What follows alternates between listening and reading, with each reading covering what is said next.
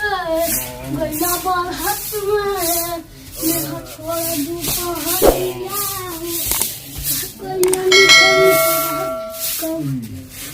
कमरिया हो बाबा तुम पैर उठावा बाबा बाबा करीम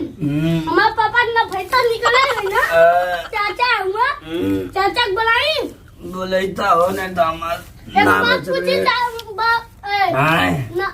बाबा क्या करना जब हमारे पापा 1-2 महीना हो गए ना ये ना चाचा से हमें मम्मी बिया कर दिए ना कह दे चाचा के बुलाती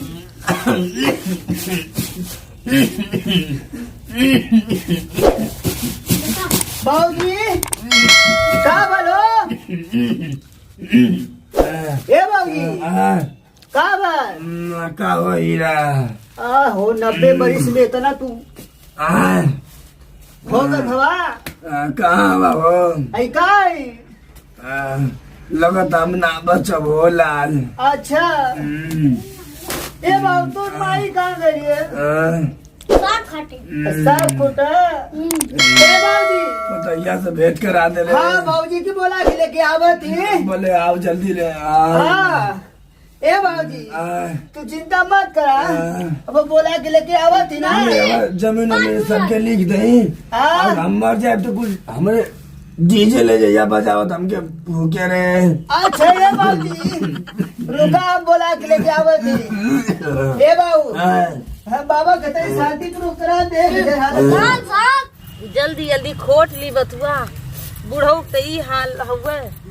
का हम बताई कई दिन जी है कई दिन ना जी है चिंता कत्तो जाता चिंता वो नहीं लगल लाला कैसे हुआ कैसे ना हुआ हाँ हो इहो कुल देख शादी ब्याह पहले बात जवाल रहा बड़ी चिंता लगल है कुल अरे हमारे भाऊजी ओ भाऊजी का भयल अरे भाऊजी उलट के जाता मैं भाऊजी चलिए ना क्या हुआ अरे भाऊजी अब ये बाबूजी का परनवा अटकल अरे हमारे मैया चला दो थोड़ी जल्दी आओ अरे हमारे भाऊजी ओ भाऊजी आई हो मैया मैना तो देरी ना बाबूजी का लगता छोड़ गई चल जाई भाऊजी जल्दी चल चला रास्ता में देखो समझन ना हो तो हमारी मैया अरे भाऊजी लगता घरवा में अगिया लग जाई रे भाऊजी आयो भगवानी का करा ए भाऊजी अब भाऊजी लगा था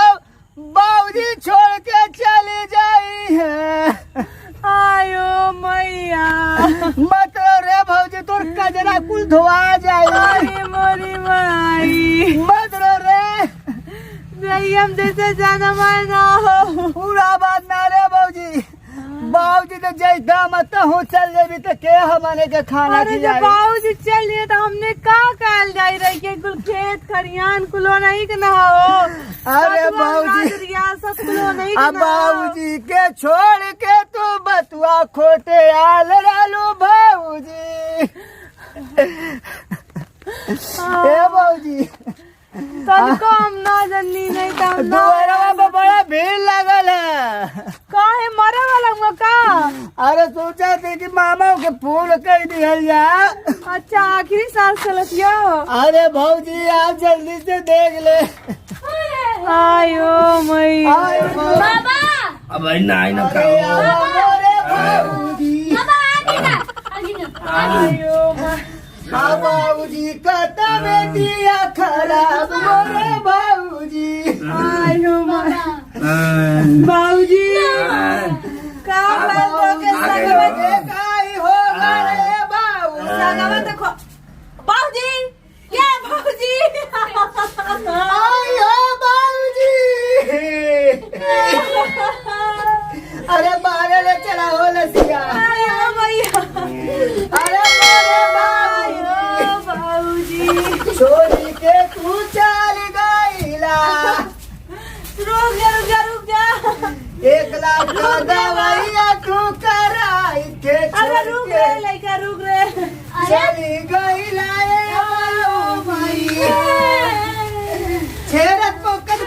चल गया आयो अब बाबूजी हमके छोड़ी के चल गईला आयो बाबूजी ए बाबूजी फुआ देखा बाबा का चल गईले फुआ छेरन पकड़ रहना रे फुआ रोज गांजा पियत रहना दारू पियत रहना बीड़ी पियत रहना कुल पोकत चल गई ना रे फुआ अब फुआ हम कैसे रह बाबूजी बिना आई रे फुआ अरे अब फुआ खेतोना में नहीं कैला अरे फुआ हम तो कुवार रहली मत रो रे बाबू ए बुआ मोर चिंता खाली आग मोर बियाह कैसे हुई आई मई अब बाबूजी तो चल गईला छोड़ के आयो बाबूजी चुप रहा भैया चुप रहा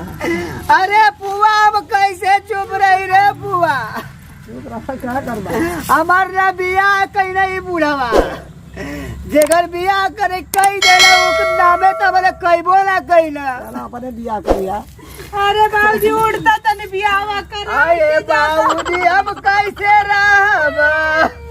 अरे बाबूजी बियाह कराई ना उठ जाए करो मेरा रूबी ना जब बियाह तो गलबा बाबूजी यो त देश का माई रहली ए बुआ बाबूजी वर घर में मरत रहना आई माई जाके बतुआ खोटत है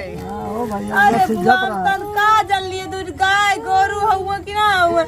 आखिर हम ही न करे के वो के करी बतावा ए बुआ ये बतावा घर में कुल हवा बहाना कह के खाली जाके बतुआ खोटती है ए फुआ अरे मैं बहाना कवन बात बहाना करब अब फुआ हमरे घरवा में आगिया लागी गयल फुआ अब हम कैसे अकेले रहब रे फुआ तब बताओ बियाह कर लिया ऐसे इहो बीड़ी धुकली है चुपे चुपे इहो बाबा के लेके बीड़िया पियत रहलिया हम बीड़ी पियत रानी है ए बुआ चुप रे अपने माई के दोस्त का देबे हमसे पूछ हम कुल जाने थी तोर माई अरे का पूछ ना तनी पुरका पुरानी मत मत बातिया ठीक है अम्मा हो भौजाई के एक पैसा कदर ना कर नहीं तनी हमके बड़ी भौजाई ना आई देख ला बड़ी भौजाई माई से मारोनी ने देखा फुआ अब तो फुआ करी तो के अम्मा अम्मा चिल्लाती है एकर दिमाग का मरली में ना समझ आता के फुआ के अम्मा मरता हूँ मर जो बाबूजी के तरह उलट के चलियो देखा देख लो पूरा देख लो उलट के चलिए तो तू कैसे रह बता जब हमारे बाबूजी ला रही है तो हीरा के का करिए कि हम घर से बेगम अरे बुआई तो कुछ चाहता रहा तो बाबूजी के सहारे हम आई हो बाबूजी नहीं तो हमारे घर में पूजा बाबूजी कौन कौने पड़े परनवा निकल गए है बाबूजी अरे हे पड़े फार के ना परनवा निकल जब देखा तो बुआ इधर आया था बाबूजी के आई हो बाबूजी हम का खेतवा लाली खला हम कैसे जिया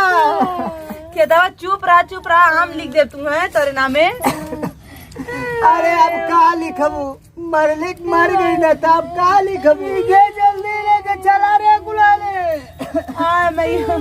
अरे उठावा कौन मुआ तो देख लेता बाबूजी अरे अब नहीं चाहिए जल्ला खा जैसा घुमा तो लगता है ना चला गुलाले तुम ताल काट ले किसरा के इस तरह ले जा बाबूजी के